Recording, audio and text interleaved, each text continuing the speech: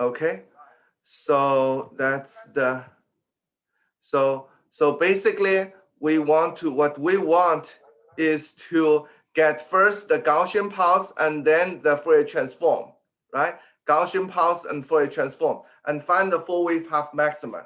So let's look at a Gaussian pulse, right? So we have a Gaussian pulse. That's the and this is a exponential negative t squared over 2t naught square, right? So we need to take an absolute value square to get the power, right? So it's a square exponential. This 2 disappeared. So I take a square. This 2 disappeared. And then we want to find the full wave half maximum, right? We want to find the full wave half maximum. So if we put it the t as full wave half of the full wave half maximum. I cannot, pronounce this. Full wave half maximum, and then you should get half of the full power, which is the a squared over 2, right? Because the full power at t equal to 0 exponential is 1. So the a squared over 2 is the full, a squared is the maximum, over 2 is half maximum. So if I put this full wave half maximum over 2 there, this should be equal to a squared over 2.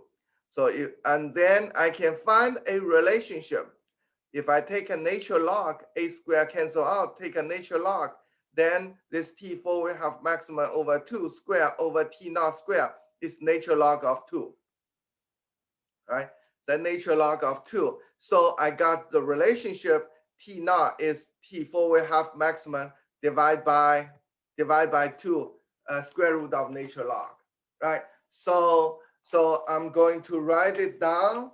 This that's the t full wave half maximum with respect to t naught, right? So now we will do we'll take a Fourier transform, right? So we have this pulse in time domain and then the pulse in frequency domain. So we are taking a Fourier transform, right? Fourier transform is the u omega. This is my a exponential negative t square over t naught square, right? Remember, it's not power, it's the field. And then we take a Fourier transform using the formula. We will be able to get the answer, right? That's the answer. So we'll take the full wave half maximum. So we take u omega full wave half maximum over 2 is half of this, the peak amplitude power, right, in frequency domain. So again, it's the full wave half maximum. We put it there, it's the half of the maximum. So we have the same relationship, right? We have the same relationship. So we write it down. This is from my expression. The expression, I put it the omega over 2 into this equation. I should get half, right? So this exponential should give me half. And then it's again, take a natural log, right? So I have omega full wave half maximum and the relation with T naught. And the relation with T naught, right? So, and also we can write down this omega and T naught, right? So we should be able to multiply them, right?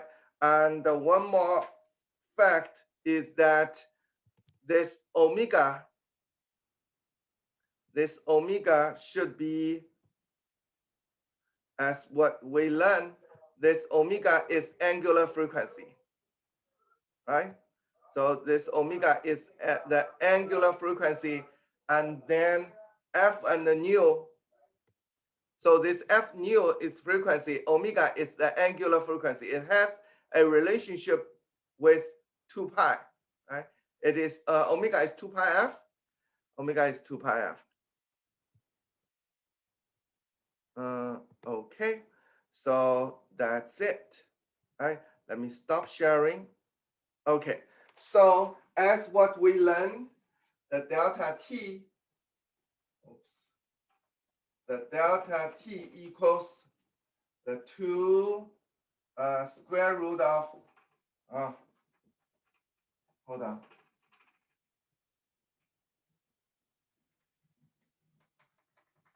Yeah. So let me get it. Yeah. Okay. So the omega delta t equals 2 square root of nature log 2 times T naught. So this T naught will determine the Gaussian pulse width, right? So this is the this your Gaussian pulse is exponential negative T over T naught amplitude, right? Square, and this T naught will determine the width. But when you take the power, we're looking at 4-wave half maximum, right? This is delta T, right? 4-wave half maximum is related to T naught by a factor of 2 square root of nature log 2. And then we have delta omega, right? Delta omega is the 4-wave half maximum. It's all 4-wave half maximum, right? So this is 2 square root of nature log 2 over T naught, right? Over T naught. And now we calculate the delta nu. It's the frequency, this is the angular frequency. So it's delta omega 4-wave half maximum over 2 pi, which is 2 square root of nature log 2 over 2 pi T naught, right? Over 2 pi T naught. So now we need to actually take multiplication. So the delta T, this is 4-wave half maximum, 4-wave half maximum times delta nu, 4-wave half maximum. Altogether, it is the, well, did I do it well? Yeah. So it is the 2 square root of nature log 2, and then T naught times 2 nature log of 2 divided by 2 pi T naught, right? So this T naught cancel out. We will have is 2 cancel out. So it's 2 nature log 2 divided by pi, right? So this will give us the 0.44. This will give us the 0.44, right? So that's the delta T. This is delta omega. We have a factor of 2 pi, and then we multiply together. This is 0.44. Okay, so now we have a, now this is the 0.44. What is so significant about this 0.44? Right? If we have some dispersion, then the pulse in frequency domain will not change, right? Because it only changes the phase in frequency domain, right? Remember, there's 2 lag, that's 4 lag, right? So this omega will just change a phase, exponential negative I omega square k naught double prime over 2 omega square z, right? K naught double prime omega square over 2 z, right? So that's the factor in frequency domain. We're going to multiply this component. We're going to multiply with this component. So if we take, this is U0 omega, right? If we take absolute value square, this absolute value square is going to be 1. So this will be simply 0 omega absolute value square, right? So in frequency domain, it does not change, but in time domain, it will broaden, right? It will broaden. So that means if you calculate it, if this value is close to 0.44, that means it's there is not much dispersion in it. It's called transform limited pulse. It's called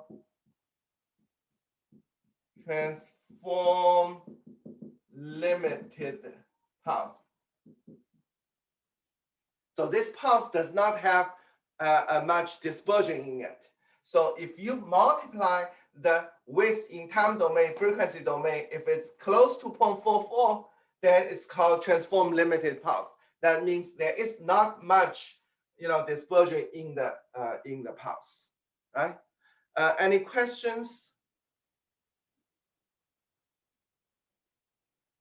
Okay, so let's go into the next one, right? So let me show another. So we will start from the. Let me share my screen again. Let me share my screen again. So this is here. This is right here. So it's the 25. Yeah. So basically we have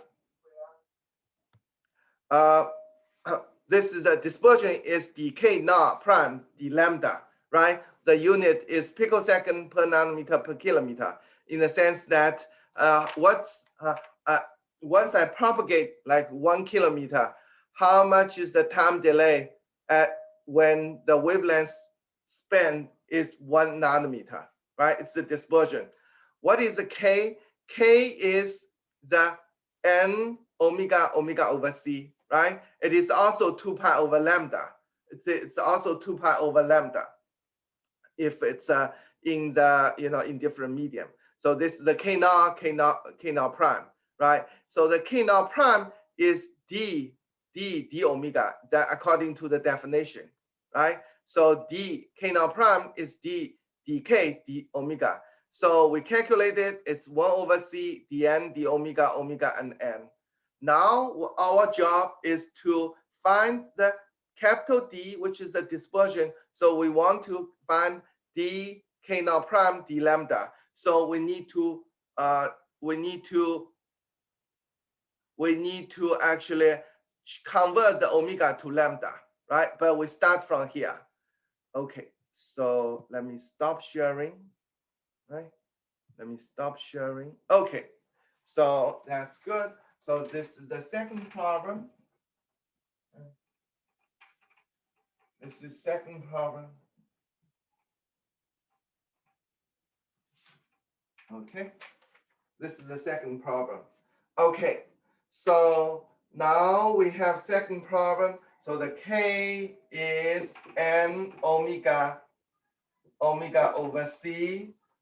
This k naught prime is dk d omega, right? Dk d omega. And then this is 1 over c n omega plus dn d omega, right? Okay, dn d omega. Okay, great. So remember that omega over c is 2 pi over lambda, right? So in the in this we have the so this is the omega over c is 2 pi over lambda. So omega over c is 2 pi over lambda, and the d omega equals negative 2 pi c over lambda square d lambda, right? We take a derivative of omega on the right hand side. We also take derivative over lambda, so that will give me negative 2 pi c over lambda squared d lambda, right?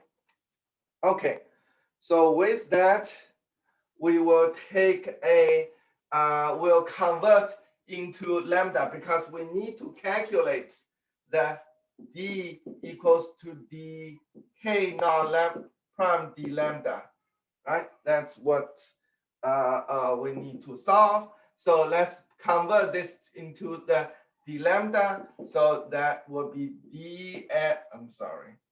So let's use that 1 over c n omega, right? N omega. So let's just write the n for now, right? And then plus, what is the omega? Omega is 2 pi c over lambda, right? Omega is this omega is 2 pi c over lambda, right? So dn d omega. So that will be dn. Let's convert it to d lambda, right? D lambda. So here we should have a d lambda d omega, right? So we want to convert everything from the wavelength omega to the lambda, right? So what is the d lambda d omega? This is d lambda d omega, right? So it will remove the lambda square, so it should be negative lambda square over 2 pi c, right? 1 over c n plus dn d lambda, and then negative lambda square over 2 pi c times 2 pi c over lambda, right? So that is the result, right? So 2 pi c cancel out, 2 pi c cancel out, lambda gone, so it's negative, right? So the result is 1 over c n minus lambda dn d lambda, right? Okay, so now we'll take a second derivative on here.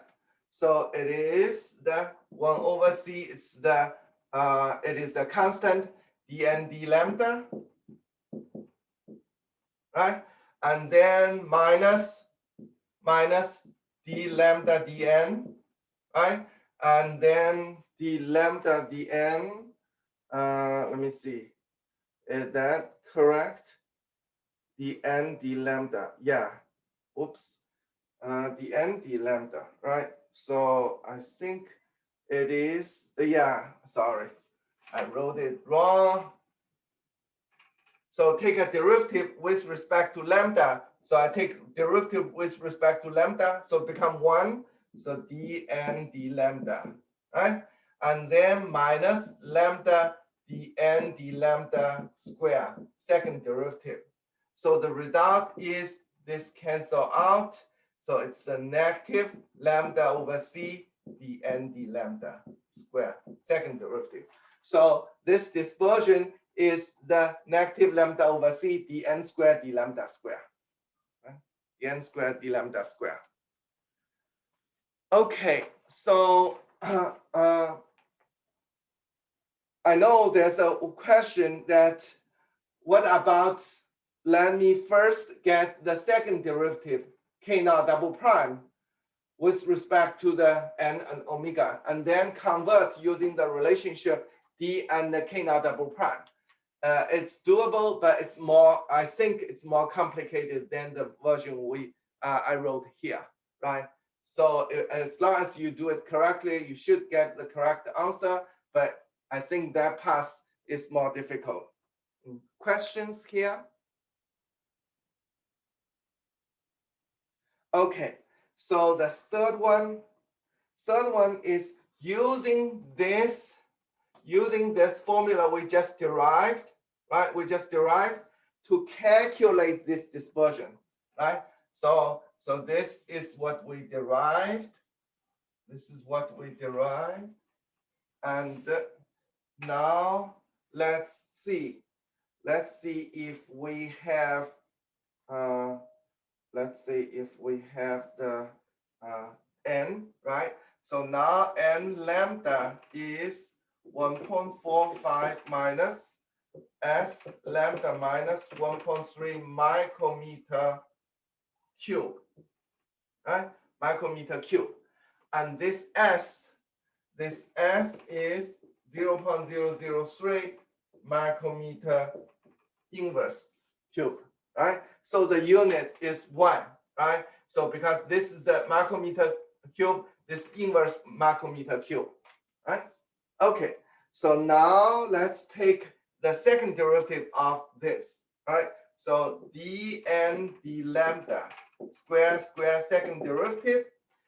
We take second derivative. This is constant, will be 0. Second derivative, so it's negative 6 times s lambda minus 1.3 micrometer, right? So this value will be negative 6.003, right?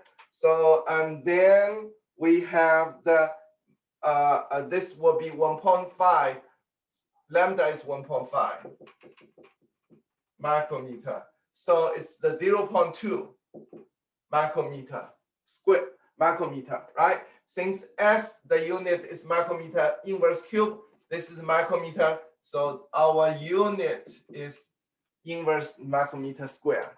That's the unit, right? Okay, now let's write down the D is negative lambda. Lambda is 1.5 micrometer. This is the C. C is 3 times 10 to the 8th meter over second. And then we multiply by this big chunk, right? So that is negative.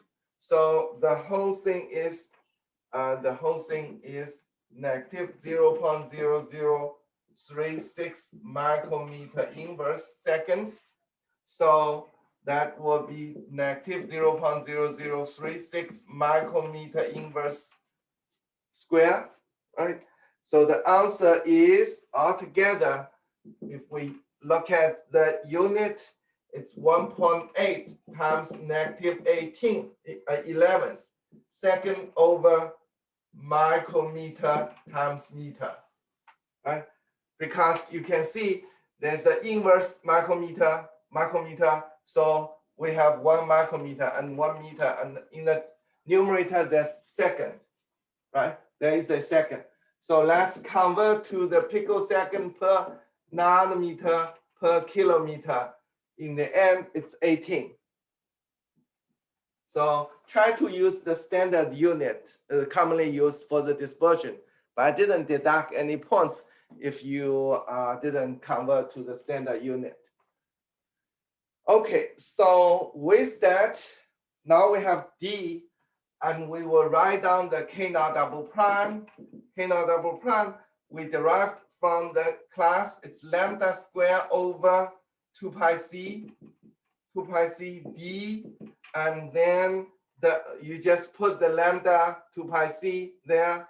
What you should get is negative 21.5 picosecond square over kilometer. So try to use the standard unit, but if you use the second over meter, that's fine as long as your order. But some of you didn't get the order quite correct. Mainly, actually, there's some kind of issue in the S is micrometer inverse cube, right? Inverse cube. Okay. Okay, questions on this homework?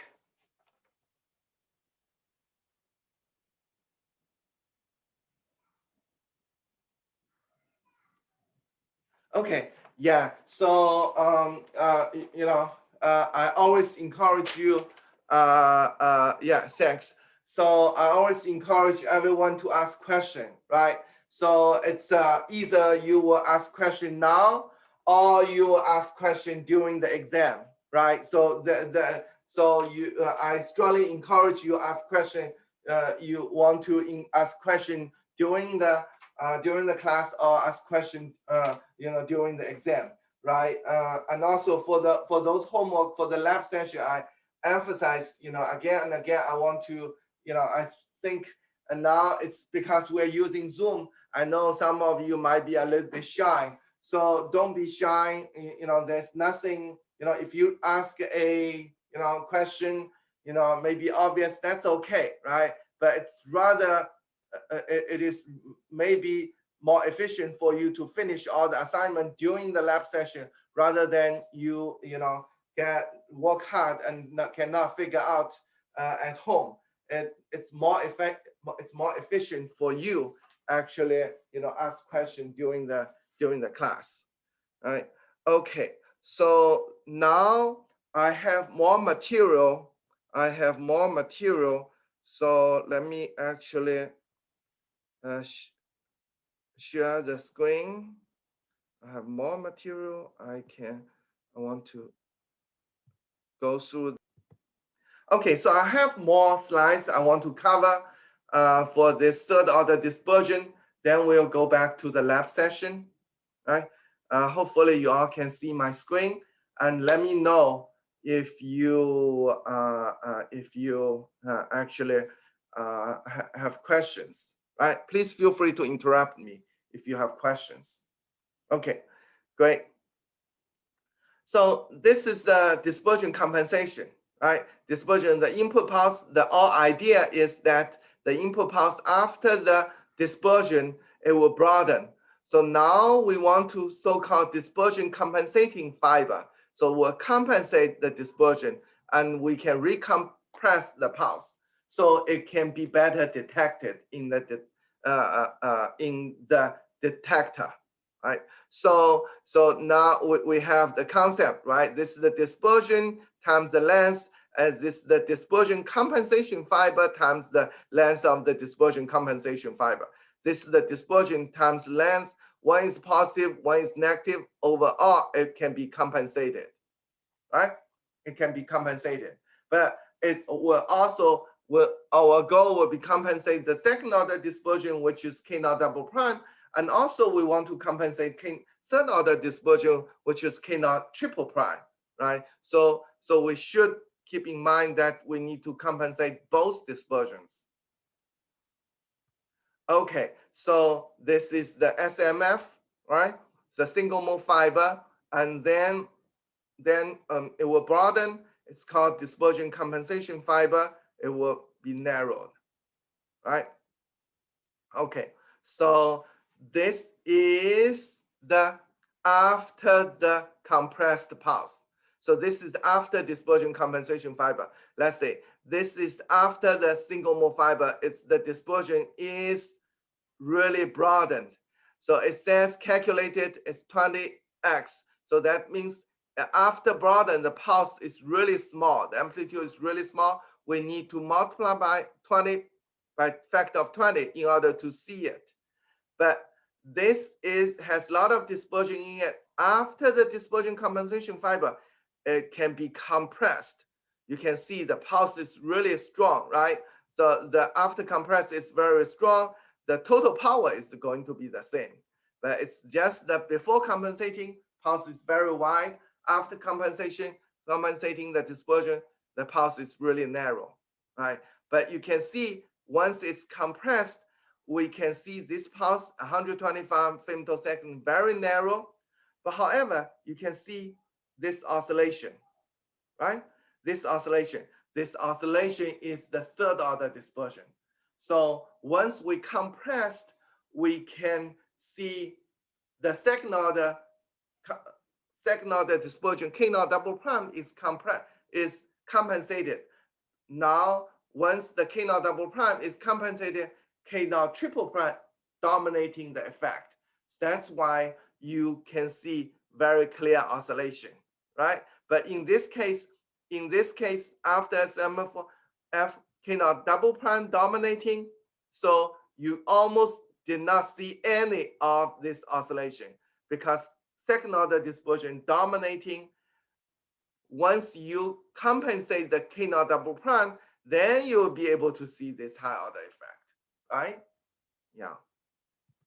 Okay, so if we look at this this equation, right? So our time delay is 1 over group velocity, which is the beta over d omega. So that's the beta over d beta d omega. That's what we learned from the derivation, right? That's the group velocity. Group velocity is d beta d omega, right? Which is the beta 1, but beta 1. So beta here, there are different notation in this community. Some people write beta and some people write K naught, right? So it is the same thing. So it's the same thing as beta and the K naught, right? So beta is beta naught plus beta 1 Taylor's expansion. So if we take a derivative, this constant goes away, then this will be beta 1, beta 2, omega minus omega c, so beta 3. So you should think about this is K naught prime, this K naught double prime, this K naught triple prime. It's just the way we actually have different notation, right? Okay. So that's m, right? Beta is the derivative. So we can see that d is dt d lambda, right? The dispersion is with respect to the lambda. So it's the t. What is the t? So it's the d beta d omega, right? We put it here. We can calculate the dispersion and the second order dispersion. So there is a relationship between the d and the beta 2 and the d prime with beta 2 and beta 3. Yeah, okay. So with that, we can see due to the beta 1, there is the time delay, and due to the K naught double prime, there's kind of phase delay, right? So, so you can see that the phase, this E curve, I'll just be simple, right? Let's not get into the detail of this curve, but rather if you have E, you have some kind of fiber and like 1 meter of dispersion shifting fiber and 10 centimeter of dispersion compensating fiber. And then you can construct a different type of dispersion profile in the sense of phase as a function of frequency. Using the right combination, you can get A and B, so the dispersion is really small. The main idea is to use different type of dispersion in the optical fiber so that the dispersion is going to be small. Right? Okay. So that's good. Okay. So now that we want to compensate the third order dispersion. Sometimes compensating the third order dispersion is complicated. So someone actually construct this planar waveguide. So they create a chip, and so they fabricate those fancy functions inside the chip so that you can compensate third order dispersion. Without going into the detail how it works, but let's look at the impact, right? So this is the on this figure, the top is the gain, right? Power transmission. It's the attenuation. The attenuation is almost flat. There's some kind of ripple, it's unavoidable. So on this curve is the phase. So there's some kind of function in phase. So it changed the phase. Remember, this is exponential I K naught double prime omega square z, right? So it's a phase. This is changing the phase, right? So we can see this is the phase after dispersion shifting fiber. This is the phase for this device, planar device. At the end, the relatively delay time after the compensation. So relatively delay time with different frequency is almost constant. So that means there's almost no dispersion. There's almost no dispersion, right? So this is, let's say this is the input pulse, right? So A is input pulse. This B is the pulse with dispersion shifting fiber without equalizer, right? The equalizer is the planar, you can see very strong third order dispersion, right? This is the third order dispersion. I mean, at this point, we're not talking about second order dispersion because this is already being small, right? Second order dispersion. But after the C is with the equalizer, you can see the pulse is originally 2.6. And once you, is that 2.6? Yeah. After that, it's 4.6. After this, we got 3.6, right? But the question is, why not compressed into the 2.6? Why not compensate into 2.6, right? So the any idea?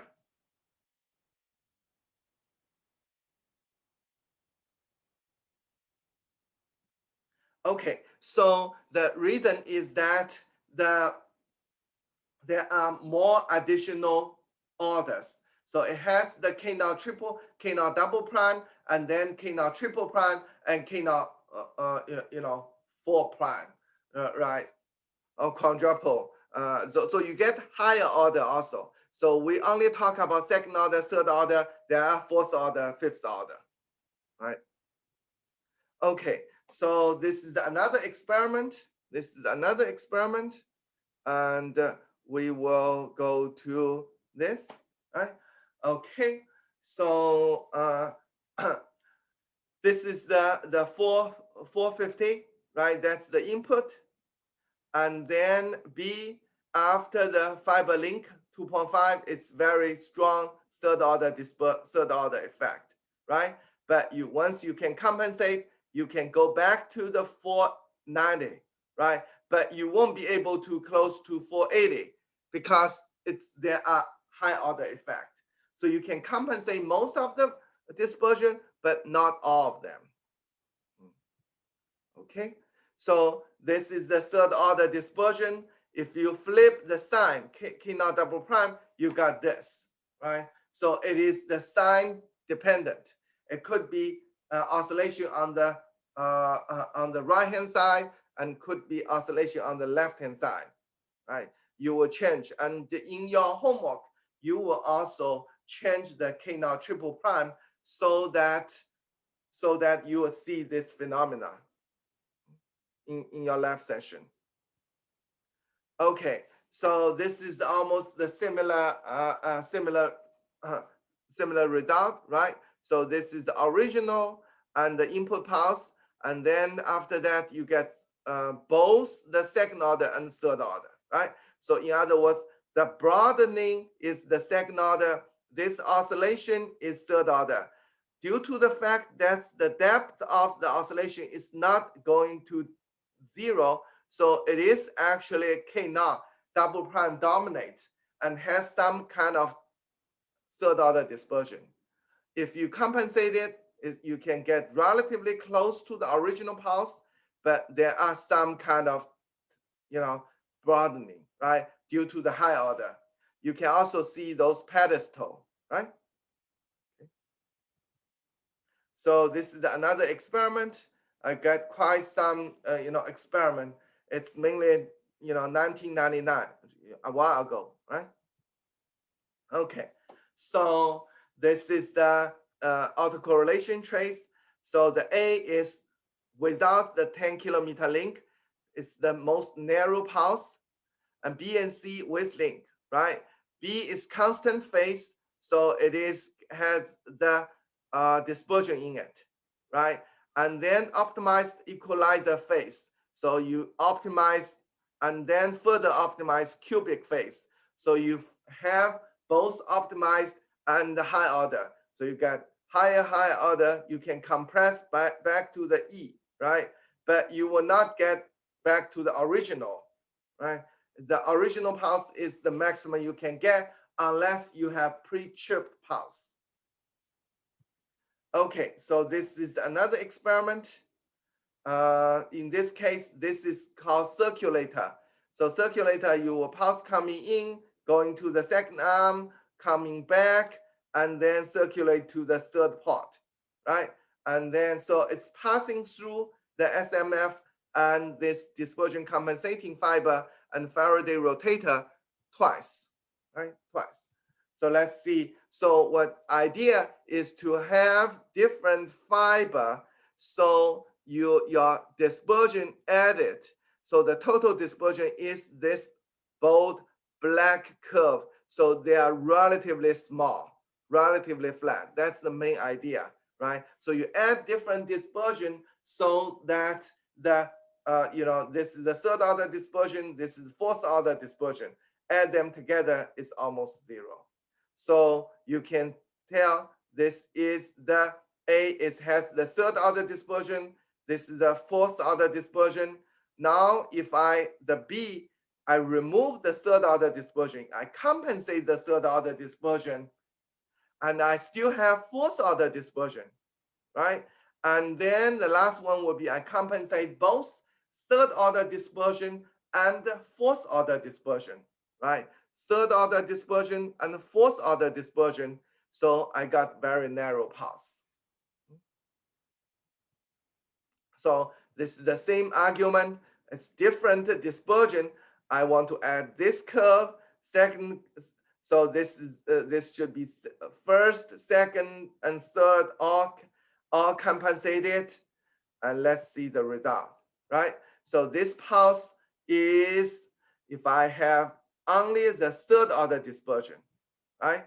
So if it's only distorted, only the third order dispersion, you can see there's strong oscillation, and the oscillation depth is 0. So it has strong third order dispersion, not much second order dispersion. Once I compensate the third order dispersion, I'll have fourth order dispersion back, right? So the even number of dispersion, the second and the fourth will broaden symmetrically, right? Symmetrically. So in other words, once I compensate the third order, I only have fourth order, the broaden symmetrically. But if I compensate the other, even the fourth order dispersion, this is the path I get, right? This will be very close to the original. This will be very close to the original, right? But you can see small, tilt, right? So this will be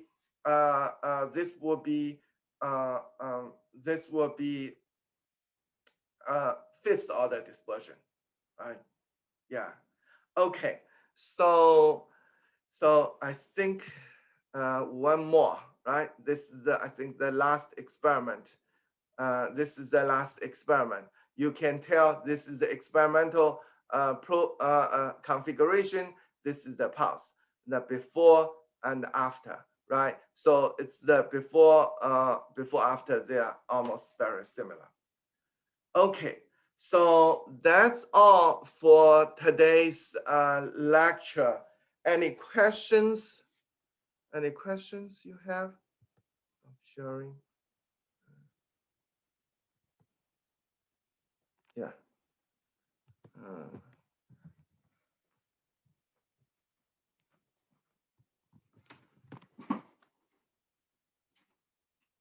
Okay.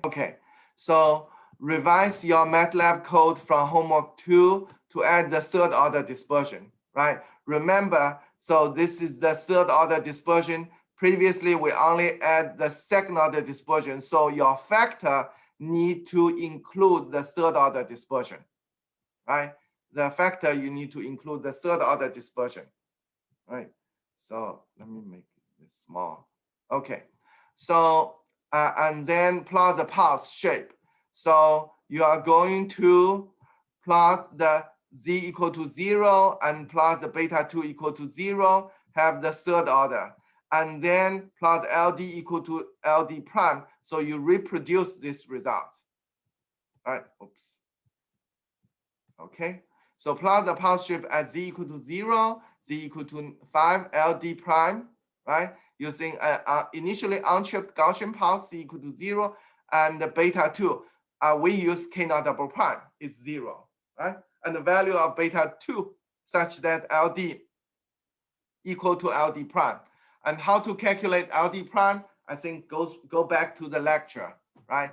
Plot the intensity as a function of normalized time, so T over T naught. Compare your result with the figure 3.6. I already actually put it here, right? So you need to reproduce this plot and compare with this plot, right?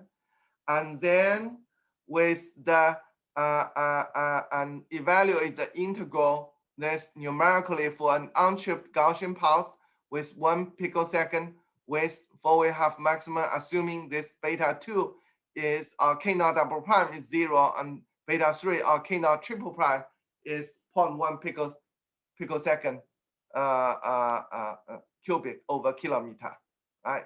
Plus plot the pulse shape for L is 2 and 4 kilometer. So just plot what happened to the pulse shape if the sign of beta 3 is reversed. right?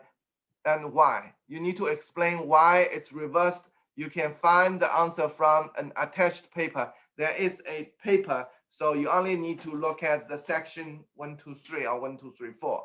So read this paper, so you should be able to find the solution. I actually designed this course so it is more advanced. It is the senior elective or research course, right? In the future, you will also, if you're a graduate student, you need to carry out research, so that you need to read paper. So I designed this course so you also need to read some kind of paper, so to understand the topic. For those who